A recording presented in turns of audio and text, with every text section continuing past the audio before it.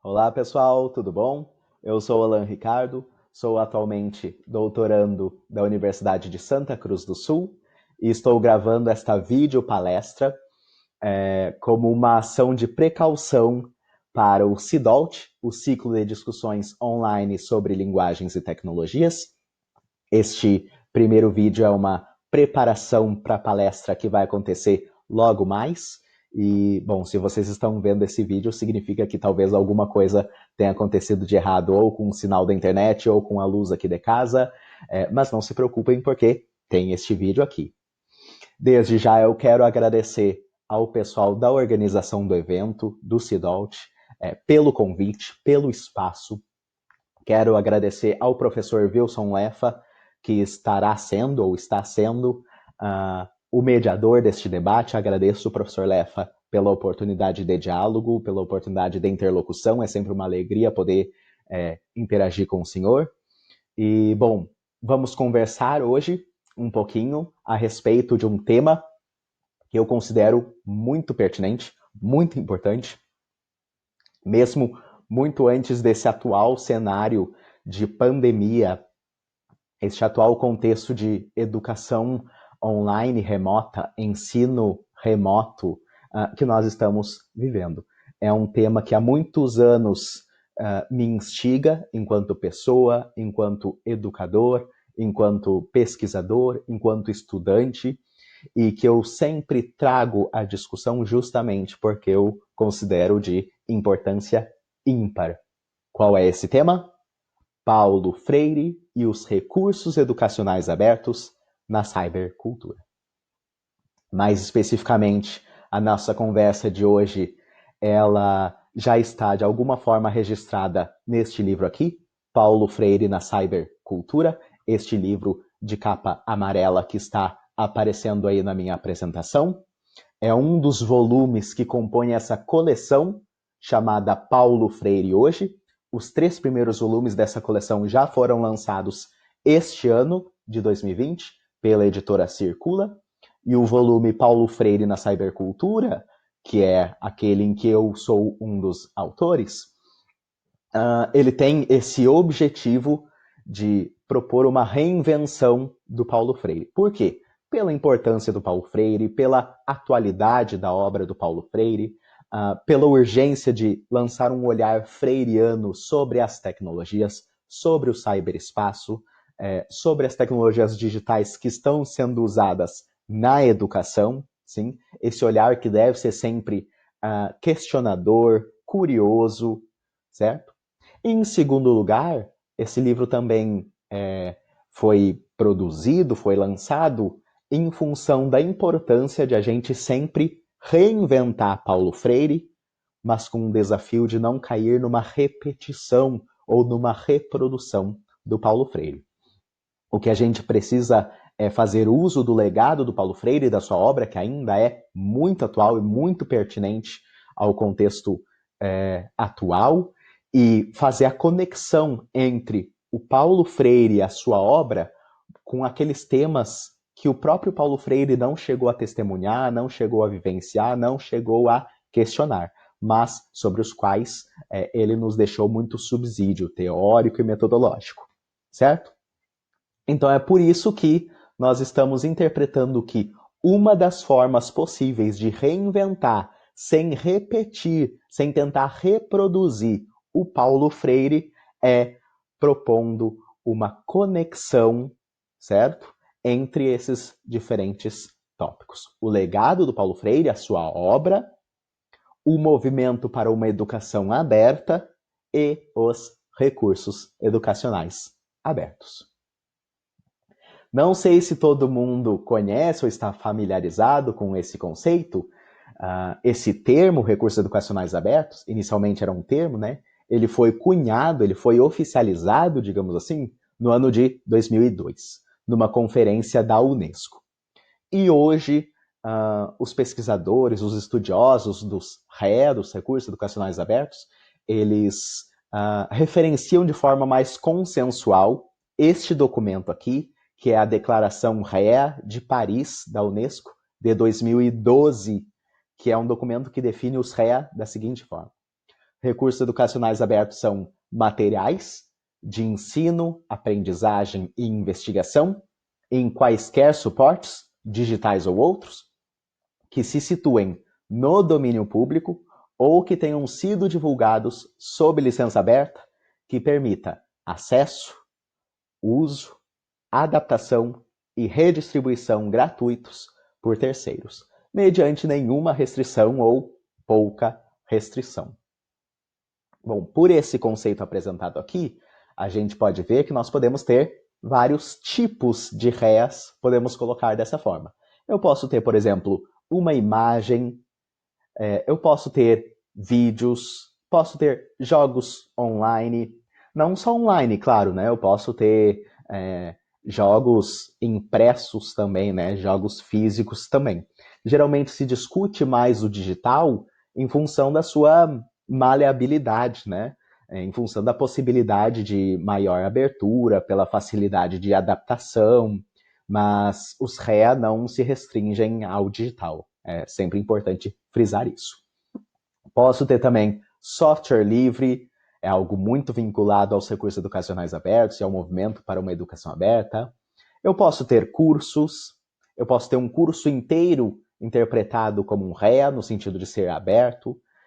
Eu posso ter os módulos que compõem esse curso, e esses módulos podem ser abertos, sendo REAs também. Eu posso ter atividades que são compostas por esses módulos e que compõem um curso, certo? E assim por diante. Enfim, de modo geral, eu posso entender que qualquer conteúdo educacional que esteja aberto, licenciado, disponível, ele pode ser considerado um REA. E aí eu sempre trago também, né, o adendo do livro didático, porque geralmente vem na nossa cabeça aquele livro impresso, o livro didático impresso, físico, concreto, né, palpável, que a gente pode tocar, ele também é REA. Claro que se eu tiver um livro digital, ele pode ser considerado mais fácil de adaptar, de modificar, mas sempre lembrando, os REA não são apenas digitais. Um livro impresso físico também pode ser considerado um REA, certo? Bom, então o meu objetivo aqui é propor uma relação entre a obra do Paulo Freire, os recursos educacionais abertos e o movimento para uma educação aberta hoje, na atualidade. No melhor do meu conhecimento, das minhas leituras, eu acho que isso é inovador. Eu acho que isso é original. Eu não lembro de ter visto já essa conexão, essa proposta de conexão tão enfatizada. Bem, para dar conta desse meu objetivo aqui, nessa minha fala de hoje, eu proponho este sumário aí. Eu proponho essa ordem que vai orientar a minha apresentação. Num primeiro momento, eu discuto o que seria esse movimento para uma educação aberta. Na sequência, eu proponho aproximações entre o legado do Freire e os REA. Essas aproximações se dão a partir de 3 eixos principais. O primeiro é a ideologia dos recursos educacionais abertos. O segundo é a filosofia de abertura e as práticas educacionais abertas. E o terceiro eixo, o terceiro elemento, são os letramentos críticos, como uma perspectiva teórico-metodológica que embasa tanto a produção quanto o uso dos recursos educacionais abertos. E por fim, eu faço um convite, que é também uma provocação, para que todo mundo que esteja me escutando participe desse movimento para uma educação aberta. E aí eu encerro. Vou começar então pela pergunta: o que é o movimento para uma educação aberta? Primeiramente, ele é um movimento político. Claro, todo movimento é político, toda ação é política, todos nós somos sujeitos políticos. Hoje parece que virou um tabu assumir que nós somos sujeitos políticos. Parece que é errado ou é feio assumir que nós temos motivações políticas, que nós temos ideologias, mas nós não devemos cair nesse erro da pseudo-neutralidade, né? Enfim, o movimento para uma educação aberta, ele é um movimento assumidamente político, agora ficou melhor, que não nega a sua ideologia, né? É um movimento que não tenta disfarçar, que não tenta esconder o seu objetivo principal, que é a luta por uma educação que seja de fato para todos e para todas. E por trás disso, há uma percepção de que, infelizmente, a gente não tem uma educação que seja para todos e para todas. Nós ainda hoje temos uma educação que conta com barreiras, tá? Então, essa pode ser também uma forma de conceituar o movimento para uma educação aberta. É uma movimentação política em várias frentes que tenta romper, que tenta obliterar essas barreiras que dificultam o acesso à educação. E, de novo, eu trago aqui a Unesco, que tem esse papel fundamental nesse movimento, por ser um pilar na defesa da democratização do saber e também da noção de educação como um direito humano, educação como um direito universal. E aí eu começo, então, as 3 principais aproximações entre o legado do Paulo Freire, a sua obra e os recursos educacionais abertos, dentro de um movimento para a educação aberta. Como eu comentei, eu vou fazer isso, eu vou propor esse debate nesses 3 tópicos, nesses 3 eixos. Primeiro é a ideologia dos REA, que é também uma ideologia de tecnologia. O segundo é a filosofia de abertura e as práticas educacionais abertas. E, finalmente, um terceiro eixo que diz respeito aos letramentos críticos. Sobre a ideologia dos recursos educacionais abertos, então. Para aprofundar esse debate, eu preciso primeiro fazer uma aproximação, que é uma aproximação possível, entre o filósofo Pierre Lévy, que é uma das principais referências nos estudos sobre a cybercultura e sobre o cyberespaço. Eu não sei se o professor Pierre Lévy, essa grande autoridade, esse grande filósofo, eu não sei se ele chegou a ler a obra do Paulo Freire. Talvez sim, porque o Paulo Freire é uma referência global, né? Não é uma referência apenas no Brasil, mas talvez não também, não sei. Independente do professor Pierre Lévy ter lido ou não algo do Paulo Freire, eles têm um aspecto em comum. Na obra desses 2 pensadores, Freire e Lévy, a gente encontra uma noção complexa de tecnologia. Uma noção que não exclui da tecnologia o humano. É uma percepção complexa no sentido de que a tecnologia não é entendida sozinha, por si só, descontextualizada, eu quero dizer, né? Os 2 autores concordam que a gente não pode ter uma dicotomia separando o humano da tecnologia. A tecnologia, ela abarca as técnicas. A tecnologia, ela abarca as epistemologias, as práticas, as motivações, as crenças, as ideologias, inclusive, né? Enfim, a tecnologia, ela abarca o humano. Nós somos a tecnologia. E a tecnologia nos constitui também. Eu sempre dou um exemplo dito por uma estudante uma vez, numa aula minha. Eu adoro atribuir créditos aos estudantes, né? Às vezes eles têm sacadas geniais. E eu apresentei esse conceito de tecnologia que não separa o humano. E pedi para que os estudantes pensassem em exemplos práticos. E uma estudante comentou a respeito da caneta, né? Eu tenho essa caneta. Ela é uma tecnologia? Sim, que eu posso usar tanto para escrever um tratado da paz, quanto para cravar no pescoço de alguém.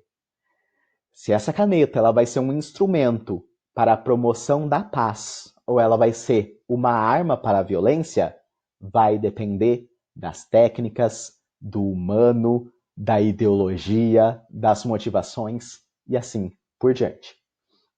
Por isso que a tecnologia nunca é boa ou má. A tecnologia depende dos humanos implicados. Mas, claro, a gente tem que tomar cuidado para não pensar assim. A tecnologia ela não é nem boa nem má, então ela é neutra. Não. Não existe neutralidade. A tecnologia ela nunca é neutra. A tecnologia sempre é ideológica. O Freire sintetiza bem essa noção falando do computador, mas que serve para todas as tecnologias. Numa determinada entrevista, num determinado debate, o Paulo Freire explica por que enquanto secretário de Educação de São Paulo, durante a gestão da Luísa Erundina, ele pensou e refletiu e analisou tanto as tecnologias e principalmente o computador. E aí ele comenta sobre o computador, mas se aplicando a qualquer tecnologia para a educação. O computador pode, sim, ao invés de reduzir, expandir a capacidade crítica e criativa dos aprendizes. Tudo depende de quem usa o que a favor de quem e de quê.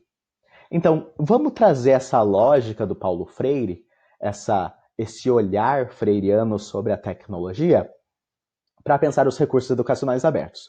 O recurso educacional aberto é uma tecnologia? Sim. Que está a serviço de quem? Os REA, os recursos educacionais abertos, estão a serviço de todos e de todas. Né? O REA está a favor da colaboração. O REA está a favor da abertura. Logo, esse mesmo REA está contra quem? Está contra as barreiras na educação. Essas barreiras que a gente já estava comentando antes, né? Que podem ser barreiras culturais, podem ser barreiras geográficas, né? Deixa eu pensar num exemplo de barreira geográfica. Vamos pensar naquelas cidadezinhas, naquelas pessoas que moram em cidadezinhas do interior, cidadezinhas pequenas, afastadas de grandes centros urbanos, afastadas de grandes centros universitários. Como é que a gente faz para levar a educação universitária, formação universitária, até essas pessoas? Uma alternativa possível é a educação à distância. Eu estou falando aqui, claro, de uma educação à distância pública, gratuita, de ensino superior, uma educação pública de qualidade, como é, para mim, no meu entendimento, o Convênio Universidade Aberta do Brasil, que buscava principalmente a formação de professores na modalidade EAD. Para mim é um exemplo de tentativa de superação de barreiras geográficas na educação. Eu posso ter também barreiras econômicas, né? Infelizmente a nossa educação não é gratuita, a nossa educação não é para todo mundo. Posso ter barreiras linguísticas também. Eu sempre gosto de frisar que essas barreiras são muito importantes. Às vezes, um pequeno gesto de colocar uma legenda ou de traduzir algum conteúdo já torna aquele conteúdo muito mais acessível. Enfim, eu posso ter várias outras barreiras e a educação aberta ela tenta romper com todas elas. E a filosofia de abertura e as práticas educacionais abertas. Bom, o cyberespaço, ele nos proporciona essas práticas culturais, né? Daí cybercultura, porque são práticas culturais no cyberespaço, de maior conexão, de maior distribuição, de lógica colaborativa, de mente em rede, daí inclusive a ideia de inteligência coletiva que o Pierre Levy discute nas suas obras, também daí as muitas possibilidades de colaboração em massa, como no caso do ensino de línguas, que é a área de onde eu estou falando mais propriamente, mas que é um conceito que pode se aplicar a todas as áreas do saber. Enfim, o que eu estou querendo dizer quando eu falo que a filosofia de abertura ela se opõe ao capitalismo e à meritocracia.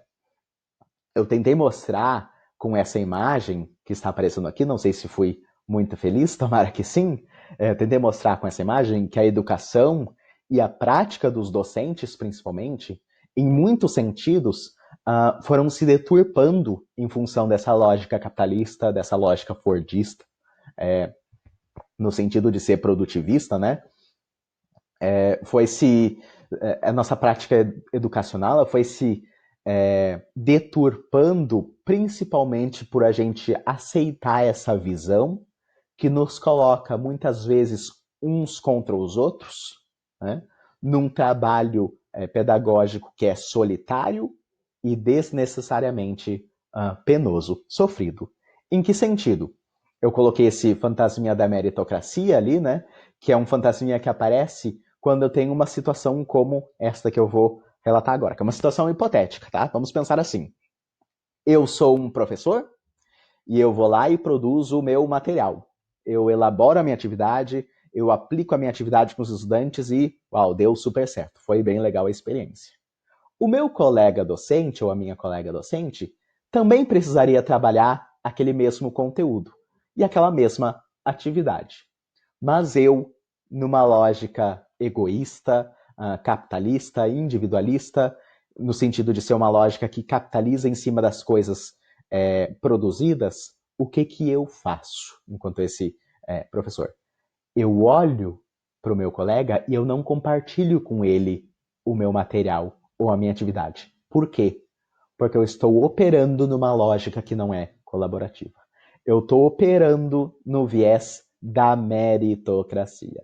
Ou seja, eu penso assim, se eu tive trabalho para produzir essa atividade, pessoal, o meu colega que tem o mesmo trabalho que eu. Ou, se eu sofri para elaborar essa atividade, o meu colega que sofra também, né? Ele que trabalhe, ele que lute, ele que corra atrás, né? Então, nessa lógica individualista da capitalização sobre a produção, o que nós estamos fazendo é nos dar mais trabalho. Nós, educadores, estamos constantemente atolados de trabalho. Acho que todo mundo concorda com isso, né? Mas um dos motivos de por que isso acontece é porque nós não colaboramos. Quando nós não estamos em grupo, quando nós não estamos em rede, nós temos que trabalhar mais. Nós acabamos nos dando mais trabalho. E nesse sentido, pessoal, vale elogiar o quanto os REAs significam em termos de transformação, em termos de revolução do que a gente entende por posse, né? Por possuir alguma coisa. A coisa não é mais minha. A coisa, numa lógica colaborativa, produzida colaborativamente, ela não é minha, ela é nossa. Tá? Isso não significa desrespeitar a autoria. Os recursos educacionais abertos, pessoal, eles respeitam muito a autoria. Não quer dizer que não tenha mais autor e que tudo está liberado. Não, não, não, não, não. Mas, além de trabalhar com a autoria, os recursos educacionais abertos, eles trabalham também no viés da coautoria, da colaboração. Por isso que a gente trabalha com licenças abertas. E os recursos educacionais abertos ajudam muito a gente também ressignificar a nossa ideia de produção, operando nesse viés da coprodução, que é essa produção colaborativa, essa produção compartilhada. Deixa eu tentar dar um exemplo ainda mais ilustrativo, né? Não sei se ainda consegui me explicar bem, mas vou tentar com mais um exemplo explicativo. Eu falo muito da minha experiência de quando eu comecei a estudar os recursos educacionais abertos. Tá? Eu mudei muito enquanto educador e enquanto elaborador de material didático depois que comecei a pensar sobre os recursos educacionais abertos e sobre a colaboração em massa. Hoje, eu não me ofendo mais se algum professor, alguma professora usa algum material meu. Acho que até gosto. Eu acho até que eu me sinto lisonjeado, envaidecido, né? Eu olho assim e penso, aquela professora lá tá usando a minha atividade. Legal, né? Coisa boa. Deve ter gostado, deve ter achado um bom material, por isso que está usando. E se alguma outra pessoa, se algum outro educador, alguma educadora pega um material meu para adaptar, para mexer, para modificar, eu também não fico ofendido, né? Eu também não fico irritado, né? Se achou pertinente adaptar ao contexto e à realidade dos seus estudantes, fez bem, né? Um material didático é para isso mesmo. Um material didático, ele precisa fazer sentido a um determinado grupo de pessoas em um determinado contexto. Isso é muito freiriano. E se para isso o educador ou a educadora achou melhor adaptar o meu material, mexer em algumas partes dele, tirar algumas coisas, mudar outras e assim por diante, eu não me ofendo, pessoal, de verdade. Essa é uma lógica colaborativa. E se eu pude colaborar com um pouquinho que seja, para mim já está ótimo. Certo? Bom, um terceiro elemento de aproximação é justamente essa ideia de um trabalho pedagógico à luz dos letramentos críticos. Pensemos assim, se um recurso educacional aberto nunca é neutro, sobre qual perspectiva ele deve ser trabalhado? Né? Sobre qual abordagem teórica, sobre qual ancoragem teórico-metodológica esse REA, esse recurso educacional aberto, deve ser produzido ou empregado. Até então, eu e os grupos de pesquisa no qual eu estou inserido, nós temos apostado no viés dos letramentos críticos. Quer dizer, os recursos educacionais abertos, eles deveriam ser usados como ferramentas para transformação social. No sentido de se opor às opressões, no sentido de ser um instrumento que tenta romper, que tenta combater as muitas violências do mundo. E eu estou falando dessas violências e opressões que são aquelas de raça, de classe, de gênero, de sexualidade, enfim, muitas, né? Quando eu tenho, por exemplo, um recurso educacional que me ajuda a perceber o sexismo na linguagem, eu tenho aí um exemplo de um REA, de um recurso educacional aberto, que trabalha sobre o prisma dos letramentos críticos. Notem, então, que nessa abordagem, as línguas e as linguagens, elas têm um papel fundamental, né? Porque o combate à fake news, por exemplo, vamos tomar um dos muitos problemas que se acentuam, inclusive, com o cyberespaço e no ambiente digital. As fake news.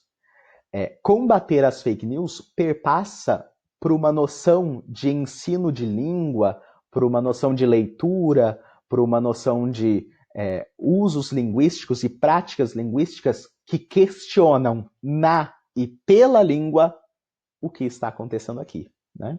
Então, isso é o letramento crítico, né? É uma perspectiva questionadora e reflexiva sobre as coisas do mundo na e pela língua.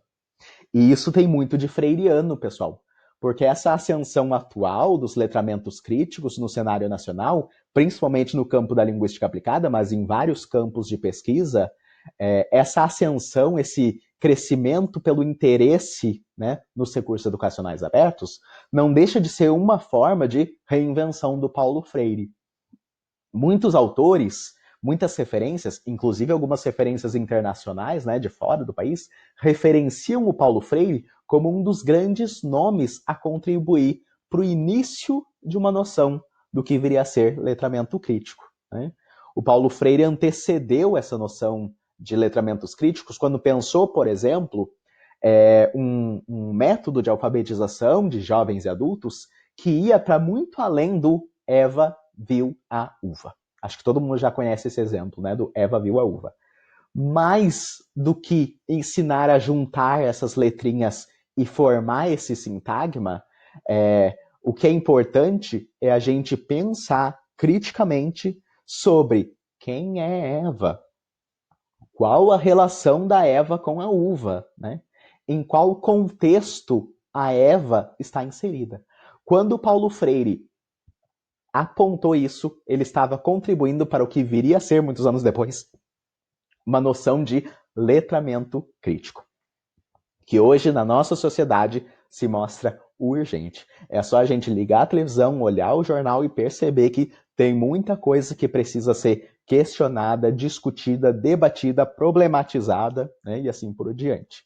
Então, pelos elementos subjacentes a uma proposta de trabalho pedagógico no viés dos letramentos críticos, a gente tem também uma reinvenção do Paulo Freire, tá?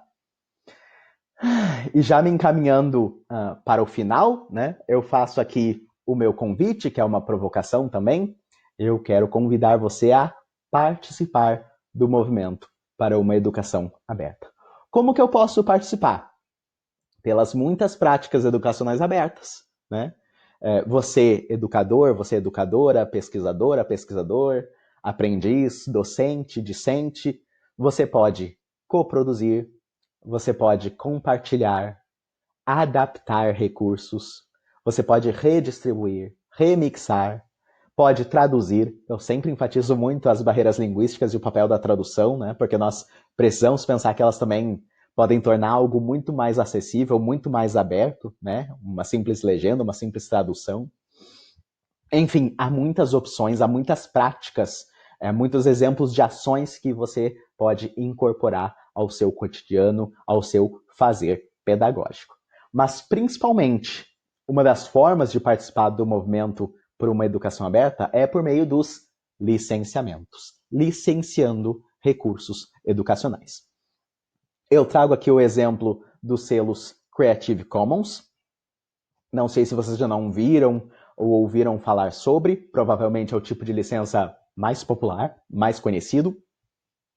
Existem outros, mas Creative Commons é a mais usada. Existem pelo menos 6 selos Creative Commons, que mostram diferentes opções de possibilidades de licenciamento dos materiais, dos recursos educacionais. Eu não vou me ater a explicar esses selos, eu vou deixar aqui este link para quem quiser se inteirar mais, estudar mais, averiguar mais as opções de licenciamento. Vou apenas destacar um deles, que para mim é um dos principais, um dos mais importantes, que é o NC, o No Commercial, não comercial. Este que tem um Szinho cifrão cortadinho, né? Este selo indica que a pessoa que está se apropriando desse material não pode vender ele, não pode lucrar, não pode comercializar, não pode capitalizar em cima do material. Eu gosto muito de enfatizar esse tipo de licença, por exemplo, porque eu acredito muito que toda educação deveria ser gratuita. Para mim é uma das minhas utopias freirianas, né? Toda educação deveria ser totalmente gratuita. E eu gosto muito de disponibilizar os meus materiais, de disponibilizar os meus recursos, mas eu sempre faço questão de que eles sejam gratuitos e se mantenham gratuitos, né? Sem fins lucrativos. Imagina se eu disponibilizo os meus materiais e daqui a pouco eu vejo outras pessoas usando esses materiais de forma a lucrar, né? Vendendo o meu material por aí, né? Ou de alguma forma capitalizando em cima dele. Isso seria muito injusto. Então, eu sempre disponibilizo materiais gratuitos e eu faço questão de que eles continuem gratuitos, né? Sendo usados de forma gratuita para outras pessoas. E também é possível participar do movimento para uma educação aberta, prestigiando, integrando, visitando, nutrindo os portais educacionais abertos ou os repositórios de recursos educacionais abertos e atividades educacionais. Vou mencionar pelo menos 2, o portal do professor do MEC e o sistema de autoria aberto, intitulado ELO. ELO é uma sigla para Ensino de Línguas Online. Hoje em dia a gente sabe que o ELO não é usado só para materiais de ensino de línguas, tem materiais de geografia, história, matemática e assim por diante, mas inicialmente ele foi concebido para atividades de ensino e aprendizagem de línguas. Inclusive o ELO é um projeto idealizado, criado, mantido pelo professor Wilson Leffa. Por que eu recomendo esses e outros repositórios também, né? Não só esses. Porque às vezes eu escuto colegas docentes comentando, né? Reclamando da alta carga de trabalho. E ok, realmente, né? Nós educadores e educadoras trabalhamos muito, acho que ninguém pode negar isso, mas repare que pelo menos no quesito elaboração de atividades, produção de materiais didáticos, a gente não precisa ficar reinventando a roda, como eu comentei antes, né? A gente não precisa ficar iniciando uma atividade ou um material do zero. A gente pode sim fazer uso de outros materiais e outros recursos que tem por aí, tá? A gente não precisa ficar trabalhando excessivamente porque a gente trabalha individualmente. A gente pode trabalhar um pouquinho menos trabalhando em rede, trabalhando pela colaboração. É mais ou menos aquela ideia de que cada um faz um pouquinho e assim nós produzimos algo, inclusive, maior do que um de nós faria sozinho. Então, se vocês estão às vezes aí, né, sem ideia de atividade, pensando no que elaborar, em que material produzir, antes dá uma visitada nesses espaços aí, nesses portais, nessas opções e busquem alguns materiais, né? Daqui a pouco vocês encontram muita coisa boa lá. Já concluindo então a minha fala, mas sem esgotar esse tema, obviamente, né? Só reforçando que a luta por uma educação para todos e para todas, pessoal, ela não se inicia com os recursos educacionais abertos. E provavelmente também não se encerra com os recursos educacionais abertos. Mas se fortalece muito com eles. Os recursos educacionais abertos parece que eles sinalizam Parece que eles fortalecem, parece que eles explicitam essa nossa luta por uma educação mais aberta. E nesse sentido, pessoal, o Paulo Freire é um homem à frente do seu tempo. Ele dizia, eu faço questão enorme de ser um homem do meu tempo e não um homem exilado dele. Frase dele, palavras dele, né? Palavras do Paulo Freire. Mas hoje a gente pode até pensar que ele era um homem à frente do seu tempo, pela atualidade do pensamento dele, né? Pela atualidade da obra dele, né? De certa forma, ele inclusive anteviu essa ideia de realmente uma educação para todos e para todas, né? Tornar mais acessível a educação enquanto um direito humano, enquanto um direito universal. E, finalmente, reitero aqui essa ideia de reinventar sem reproduzir, o Paulo Freire. Essa é uma ideia que precisa estar sempre presente no nosso cotidiano, no cotidiano escolar, na comunidade escolar, nas universidades, em qualquer espaço, em qualquer ambiente, né? E uma das formas de fazer isso é pelo cyberespaço, pela cybercultura, pelo olhar que a gente lança sobre a cybercultura e sobre o cyberespaço, que deve ser um olhar mais freiriano. Em que sentido? Um olhar questionador, um olhar curioso, um olhar crítico, reflexivo, sempre pensando, né? Isso está a favor de quem e de que e contra quem, certo? E nesse sentido, reinventar o Paulo Freire é também se assumir enquanto um educador ou uma educadora engajado com o movimento para uma educação aberta, engajado com o fomento à produção e ao compartilhamento de recursos educacionais abertos, certo? Existem muitas formas políticas de se apresentar como um educador freiriano e se engajar num movimento assumidamente político de democratização do saber, de democratização do acesso à educação, é uma dessas formas de ser mais freiriano, certo? Vou encerrando então, que o vídeo já ficou um pouquinho longo. Aqui algumas referências que eu usei para elaborar o resumo do CIDOLT e essa palestra aqui. Vou deixar essas referências aqui nos comentários do vídeo. E aqui alguns dos meus contatos. Deixo o link do meu site, onde eu tenho disponibilizado alguns textos e algumas apresentações. Vou disponibilizar